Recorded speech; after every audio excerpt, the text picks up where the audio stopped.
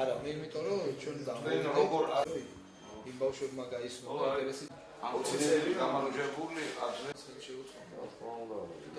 ტექნიკურია, მაგრამ ცოტა ხასიათი რევოლუციას ვიყავი. სპორტული გაზეთები ამ ყველა რესპუბლიკას ბავშვებში სუპერა საჩი მივიღე მონაწილეობა კლასის საერთაშორისო ტურნირზე ჩეხეთში.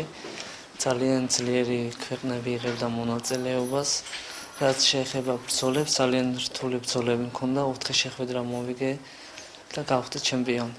დიდი მადლობა აჭარის დეპარტამენტს, რომ ესეთი დაფინანსებები მქონდა. დაახლოებით 20 წლის განმავლობაში არ მქონია ესეთი შედეგი, რომ აჭარის ჩვენი კრივის ფედერაციის სპორტსმენმა A კატეგორიის ტურნირი, რომელიც ჩატარდა პრაღაში, გაიღო პირველი ადგილი, აიღო ოქროს მედალი და ეს იყო ძალიან მნიშვნელოვანი.